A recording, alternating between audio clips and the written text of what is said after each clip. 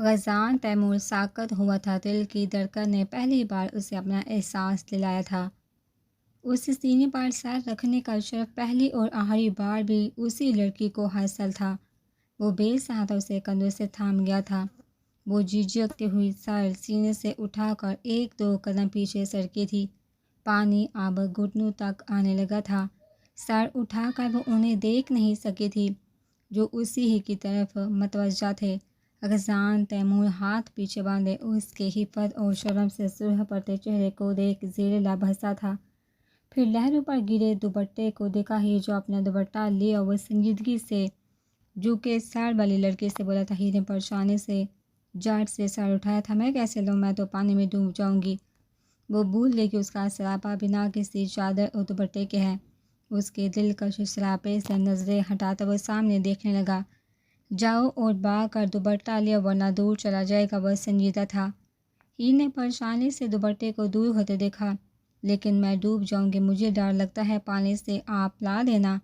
خالص معصوم اور تھوڑا بیویوں والا بھی ٹچ تھا۔ سردار غزان نے میٹھی نظروں سے اس کے خفا سے چہرے کو دیکھا۔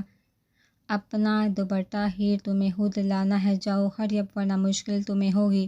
وہ آپ کی دفعہ تھوڑا سنجیدہ ہوا تھا۔ ہیر ڈبڈبائی نگاہوں سے اسے دیکھتی دوپٹے کے پیچھے، لیکن جو لہروں کے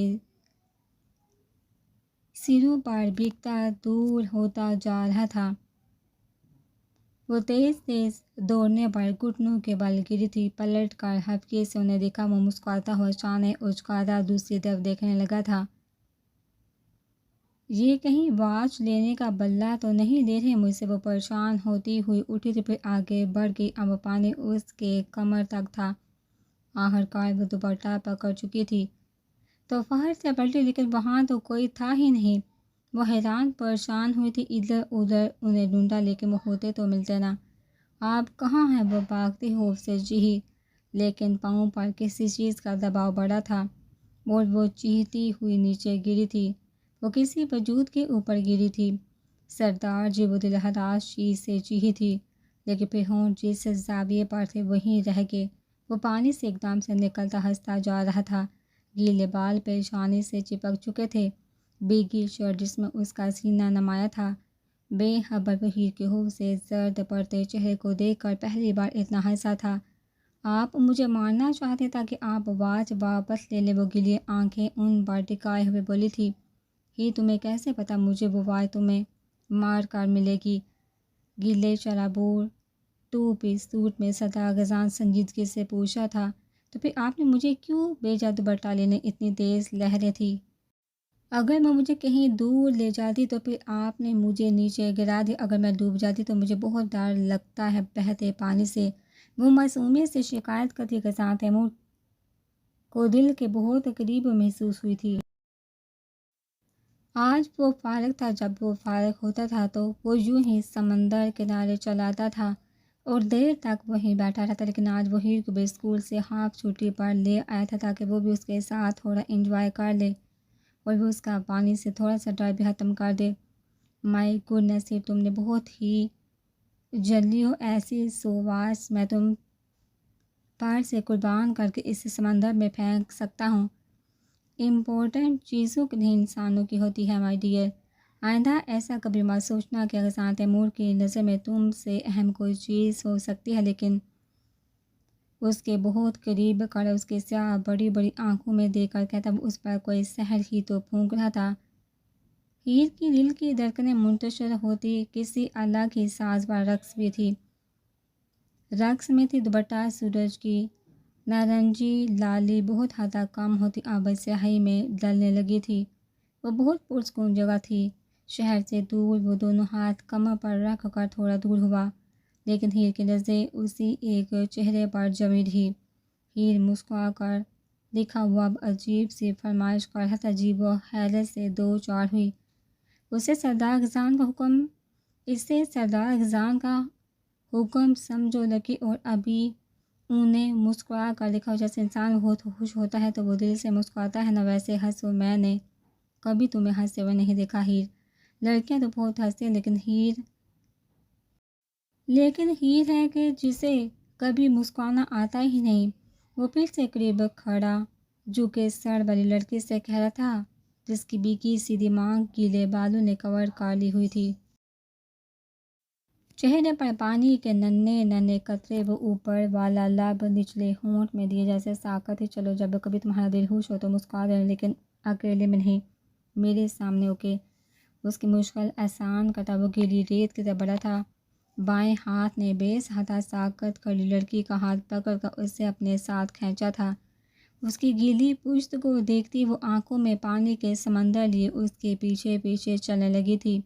وہ اب شوز پہن رہا تھا، ہی نے بھی سینڈل پہنی، بی کے دوپٹے کو ٹھیک سے اپنے ارد گرد اوڑا اوڑ چلنے لگی۔ اس سے ایک قدم پیچھے کچھ کھانا ہے راستے میں خاموش بیٹھی لڑکی سے مخاطب تھا، لہجہ بڑا ہی پیار بڑا تھا۔ ہیٹ چون کر انہیں دیکھتی ہاں میں سہلا گئی تھی۔ اب گاڑی ڈرائیور ڈرائیو کر رہا تھا، خادم آگے تھا جبکہ وہ دونوں پیچھے۔ ہاں کیا وہ اس کے جواب میں بولا تھا؟ چاکلیٹ، وہ بے سہتا بولی تھی۔ کون سی والی؟ وہ فولڈ ہوئے گاڑی کے شیشے سے باہر دیکھتا پوچھا تھا۔ بڑی والی، جیسے شہنام کھاتا ہے۔ وہ آدھی گیلی لٹ کو کان کے پیچھے ٹھیک سے جماتے ہوئے بولی تو وہ اب کی دفعہ اسے دیکھنے لگا تھا۔ وہ چاکلیٹ کھاتا ہے اور تمہیں نہیں دیتا؟ وہ سنجیدگی سے پوچھا۔ نہیں دیتا، میرے سامنے بیٹھ کر کھاتا ہے، میں مانگوں تو کہتا ہے تمہارے کھانے کی چیز نہیں، تم خون پیو، ہڈیاں اور گوشت کھاؤ، تم بس یہی کھا سکتی ہو۔ روحان سے لہجے میں اس بیچاری کی شکایت کر رہی تھی۔ واٹ دی ہیل، کیا وہ ایسے کہتا ہے تمہیں؟ وہ غصے سے پوچھ رہا تھا۔ جی، وہ معصومیت سے بولے۔ غصان تیمور نے ہونٹ بھیجے۔ خادم وہ سامنے والی بیکری سے مختلف قسم کی چاکلیٹ لیا۔ وہ بڑی سی شاندار بیکری کی طرف اشارہ کرتا ہوا بولا تھا۔ خادم نے سر ہلایا اور ڈرائیور نے گاڑی اس بیکری کے سامنے روک دی۔ خادم کے جانے کے بعد وہ باہر تکتے مرر کو مسکراتی نظروں سے دیکھتی ہولے سے ہنسی تھی۔ بھلا زندگی کسی پر اتنی مہربان بھی ہو سکتی ہے؟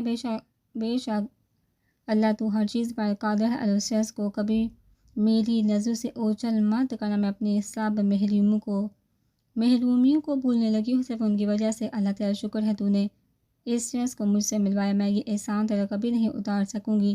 ان کے چہرے کو دیکھتی اب اللہ سے مخاطب تھی، وہ اپنے چہرے پر اس کی نظروں کا ارتکاز بخوبی محسوس کر سکتا تھا۔ تبھی خادم دو بڑے سے سرخ کلر کے بیگ پکڑا تھا۔ بیگ ہیر کو پکڑا کر وہ بیٹھا اور گاڑی اپنی منزل کی سمت بڑھنے لگی۔ ہیر اشتیاق سے چاکلیٹ کی دیر دیکھتی بے انتہا خوش تھی۔ خیام کو بھی تو پسند ہے، بائک کا خیال تو اسے اپنے سے پہلے ہی آتا تھا، اس کے لیے بھی رکھ لیتی ہوں۔ وہ خوش تھی آج بہت، اس کا سرخ چہرہ صداقتان کو سب بتا رہا تھا۔ وہ دھیمے سے مسکراتا اسے دیکھ گیا۔ کون تھا وہ لڑکا؟ وہ سنجیدگی سے سامنے بیٹھی ہونہار نظروں سے خود کو دیکھتی ہوئی مہر سے بولا تھا۔ تمہیں کیا تکلیف ہے؟ ہاں، تم نے جو آج حرکت کی ہے نا، میرا دل کر رہا تھا تمہارا سر پھاڑ دوں۔ وہ جواباً غصے سے چلا۔ وہ لڑکا کون تھا؟ وہ پھر سے بولا۔ دوست اور کچھ؟ وہ تیکھی نظروں سے اسے دیکھتے ہوئے بولی۔ خیام نے ہونٹ بھیجے۔ کب بنا وہ آپ کا دوست؟ اکیڈمی میں۔ وہ دانت پیس کر بولی۔ خیام کا چہرہ سرخ ہوا تھا۔ اگر آپ اس کے ساتھ گئی تو میں آپ کا اکیڈمی جانا بند کروا دوں گا، انڈرسٹینڈ؟ وہ سنجیدگی سے اسے وارن کر رہا تھا۔ وہ حیران ہوئی اس کے حکم پر۔ میں تو جاؤں گی، کوئی روک نہیں سکتا مجھے۔ ٹانگ پر ٹانگ رکھ کر بیٹھتی وہ ہرٹیلے پان سے بولی۔ خیام کھڑا ہوا۔ کل سے آپ اکیڈمی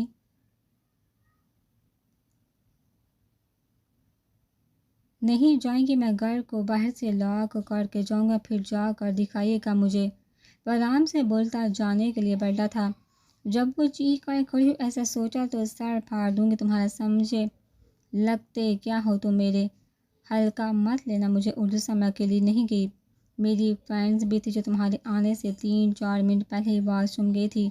اس لڑکے کی بیسٹ فرینڈ تھی تو وہ بھی آ گیا ہمارے ساتھ۔ مجھے تمہیں بتانا تو نہیں چاہتا لیکن بتا دیا ہے، اسے میرا احسان سمجھو۔ ہاں، تمہاری دھمکی سے ڈرتی نہیں ہوں میں۔ اس کے سامنے آتی پھنکاری تھی۔ وہ جیسے ریلیکس ہوا تھا۔ اتنی دیر واش روم میں کیا کر رہی تھی وہ سوچتی نگاہیں اس پر جماتا ہوا بولا۔ تم جا کر پوچھ لو کہ واش روم میں اتنی دیر کیا کیا جاتا ہے۔ وہ جیسے غصہ ہوئی تھی اس کی بے تکی بات پر۔ جمعہ 8 دن نہیں ہوئے آپ کو اکیڈمی جوائن کیے اور دوست بھی بنا لیے، بہت کوئک سروس ہے آپ کی، بہرحال آئندہ ان دونوں سے دور رہے گا تو بہتر ہوگا۔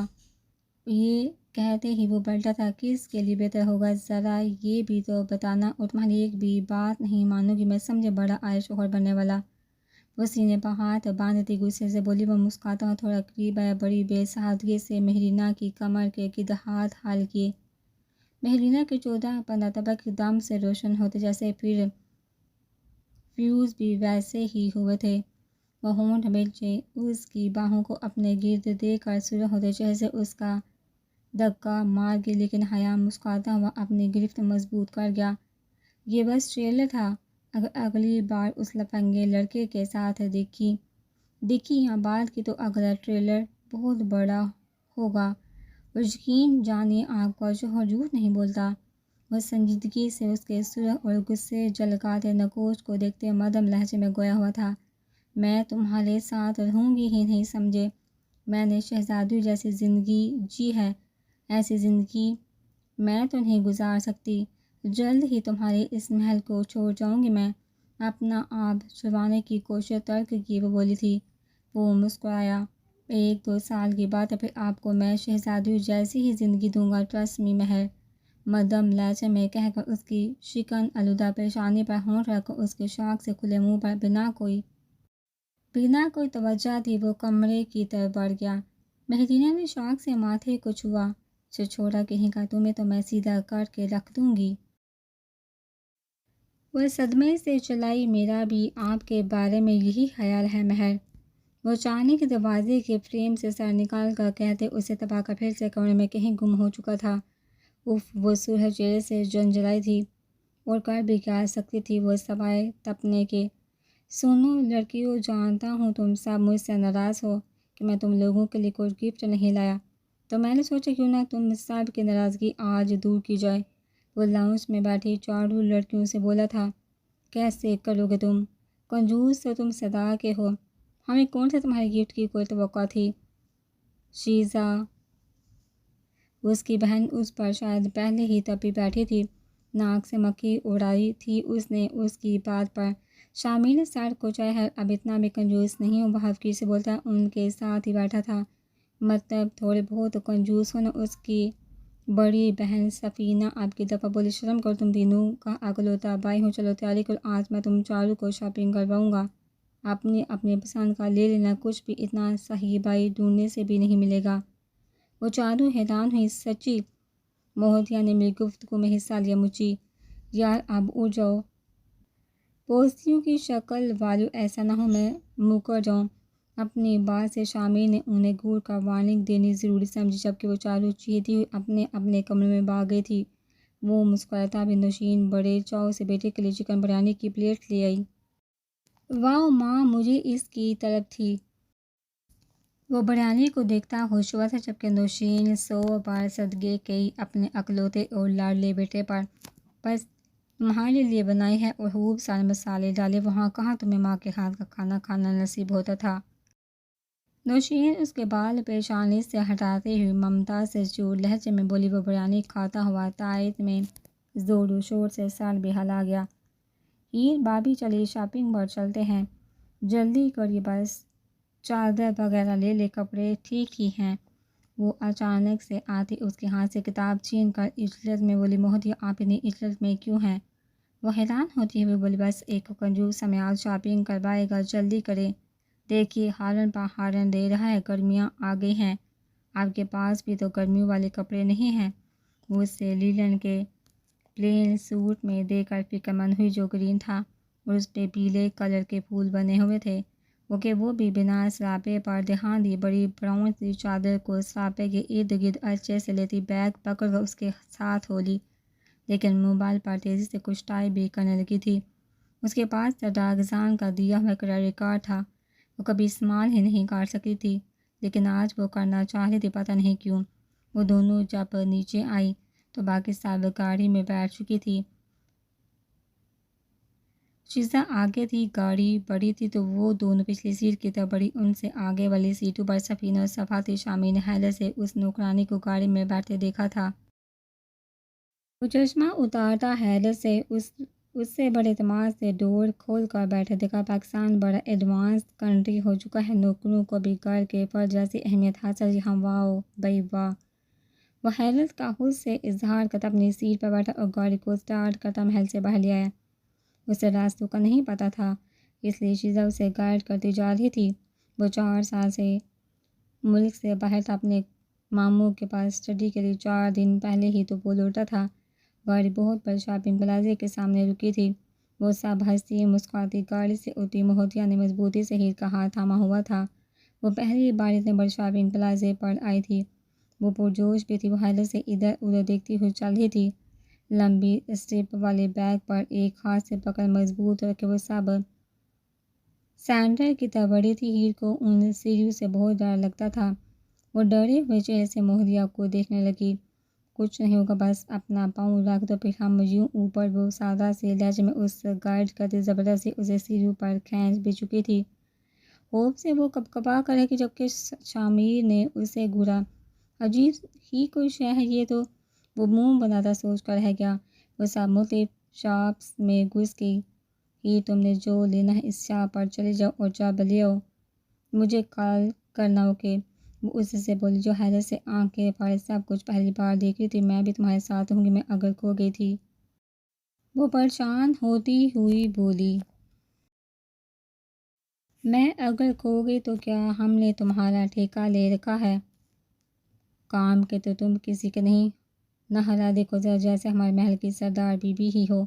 وہ جانے کی پیچھے سے آتا پھنکارا تھا، نے سنجیدگی سے اسے دیکھ، جبکہ مہوتیا نے اسے گھورا۔ ذرا تمیز سے رہو ان کے ساتھ، ورنہ کہیں کہ نہیں رہو گی۔ مہوتیا شرارت سے بولی۔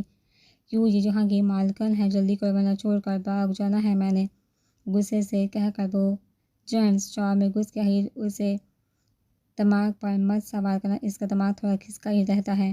وہ ہیر کے سپاٹ چہرے کو دیکھ کر بولی جانتی ہوں میں اب پریشان نہ ہوں۔ وہ اچانک ہی مسکراتے ہوئے بولی۔ وہ سب ریڈی میڈ کپڑے لیتی جا رہی تھی، بلکہ جو سمجھ آ رہا تھا بس اٹھاتی جا رہی تھی۔ ہیر ان کو پاگلوں کی طرح شاپنگ کرتے دیکھ کر حیران پر حیران ہو رہی تھی۔ وہ سر جھٹکتی ہوئی اپنے لیے کپڑے پسند کرنے لگی کہ واقعی اس کے پاس گرمیوں والا کوئی سوٹ نہیں تھا۔ شامیر نے حیرت سے انہیں در در شاپنگ کرتے دیکھا۔ وہ پریشان ہوا، وہ تو انہیں لیا تھا کہ چلو ایک ایک سوٹ وغیرہ لے لیں گی اور پھر وہ انہیں کھانا کھلا دے گا، لیکن جہاں کی صورتحال دیکھ وہ بے حد پریشان ہوا تھا۔ سنو لڑکے تم لوگ کاؤنٹر پر چلو، میں ذرا ضروری فون سن کر آتا ہوں، وہ کہتا ہوا تیزی سے پلٹ گیا، جبکہ وہ سار ہلاتی ڈیر بیگ پکڑے کاؤنٹر پر آ گئی تھی۔ وہ گھر آ کر فریش ہوتا سوئمنگ پول کے قریب بیٹھا فریش جوس پی رہا تھا جب ناک سے تیار تیمور صاحب چلے آئے۔ ہائے ڈیڈ، وہ ہوش اخلاقی سے انہیں ہاتھ ہلا گیا۔ ہائے کیسا رہا اسپتال میں دورہ، وہ بیٹھتے ہوئے پوچھے تھے۔ ناٹ اے بیڈ ڈیڈ، وہ سنجیدگی سے بولا۔ یوں وہ بھی سنجیدگی سے بولے۔ وہاں ہم اچانک ہی گئے تھے، اس ہسپتال میں کچھ بھی مینج نہیں تھا، مریض بیچارے ڈاکٹروں کے انتظار میں بے حال پڑے ہوئے تھے، اور ڈاکٹر صاحب مرضی کے مالک، اور دوائیں بھی پیسوں میں وہاں فروخت کی جا رہی ہیں۔ ملک صاحب ڈاکٹر کو لاسٹ وارننگ دی ہے، 2 کو نکال آئے، کچھ دن بعد پھر سے اچانک ہی چکر لگاؤں گا۔ وہ بے انتہا سنجیدہ تھا۔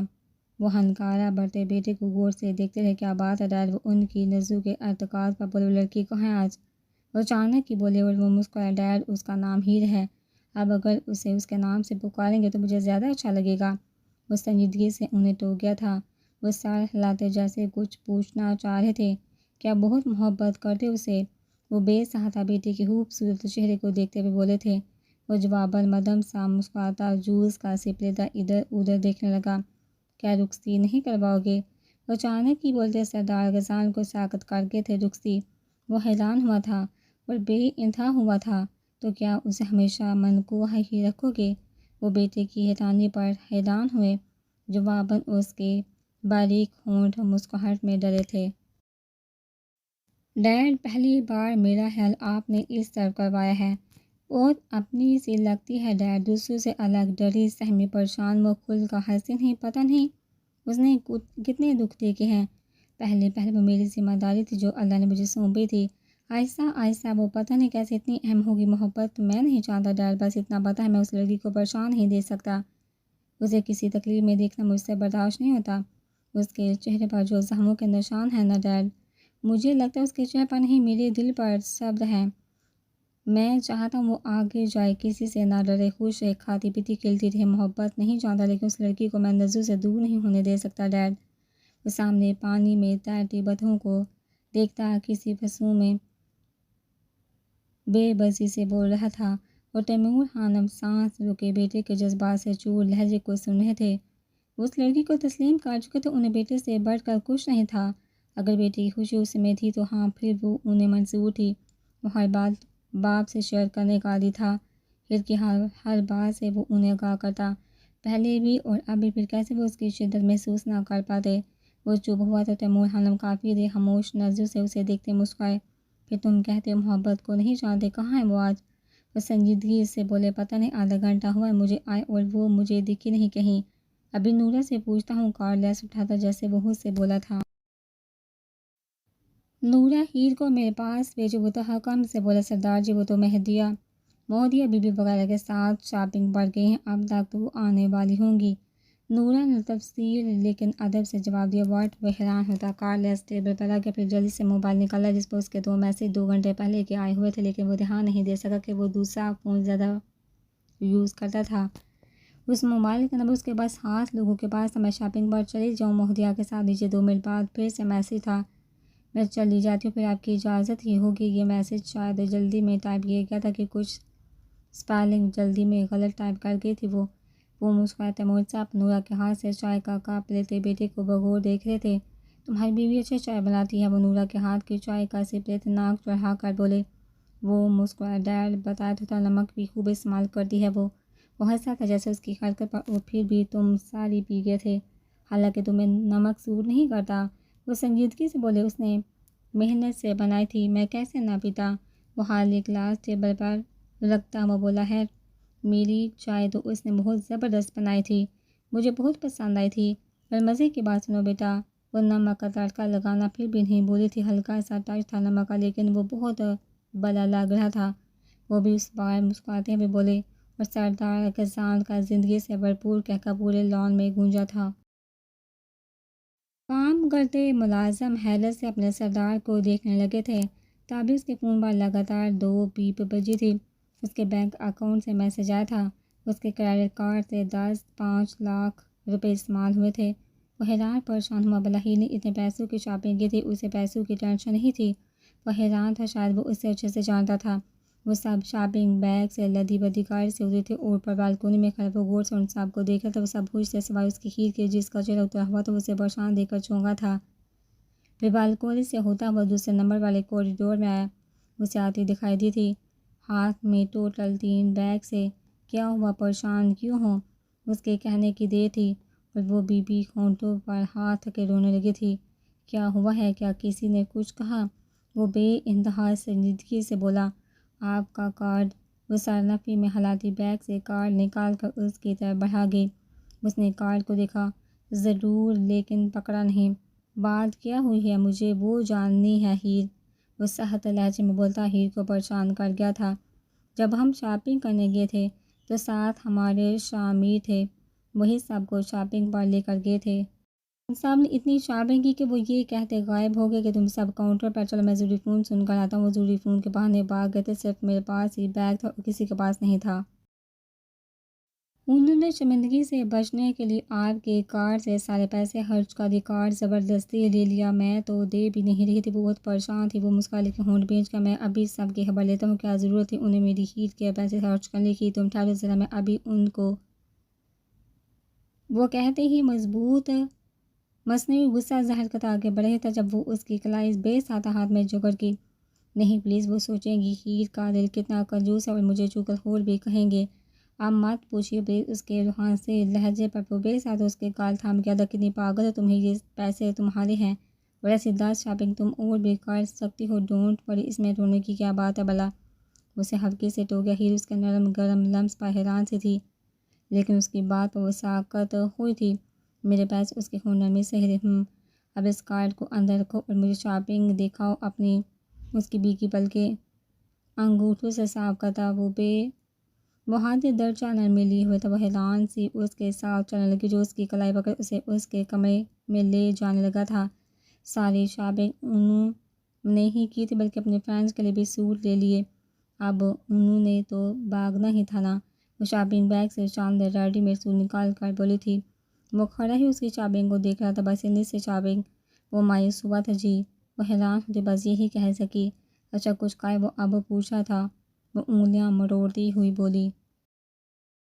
وہ نا گاڑی ہمیں پک کرنے آ چکی تھی، شاید شامر جی نے کہا تھا۔ انہیں راستے میں بھوک بھی لگی تھی تو پھر سے ان کی نظریں میری کار پر تھی۔ میں اب انکار تو نہیں کر سکتی تھی نا۔ وہ پھر سے اس کے چہرے کو دیکھتی پریشانی سے بولی تھی۔ تم نے کچھ کھایا تھا؟ اس کے قریب آتا ہوا بولا۔ مجھ سے تو ٹینشن کی وجہ سے کچھ کھایا ہی نہیں گیا۔ مجھے لگا آپ ڈانٹیں گے، آپ ناراض تو نہیں ہیں؟ وہ ساچی بولی۔ سلی گرل، اتنی چھوٹی چھوٹی باتوں پر میں نہیں ڈانٹا اور نہ ہی ناراض ہوتا ہوں۔ آپ جاؤ فریش ہو کر آؤ، میں نورا کے ہاتھ تمہارے لیے کچھ بھجواتا ہوں۔ وہ کہتا ہی پلٹ گیا تھا جبکہ وہ تیزی سے دروازے کے بیچ آئے موبائل نکال کر دیکھتا تیزی سے چل رہا تھا۔ ہیل کی دھڑکنیں منتشر کر کے وہ کیسے سکون میں تھا۔ وہ نچلا ہونٹ دانت سے پکڑ کر مسکرائی، پھر زور سے ہنسی کے تیز سے دگ بٹے قدم رکے تھے۔ وہ حیرانی سے پلٹا تھا جبکہ وہ سرس سے خود کو کوس سے اندر ہوئی جبکہ وہ اس کے نیلے دوپٹے کی ہلکی سی جھلک دیکھ چکا تھا۔ پاگل، وہ مسکراتا ہوا بڑبڑایا۔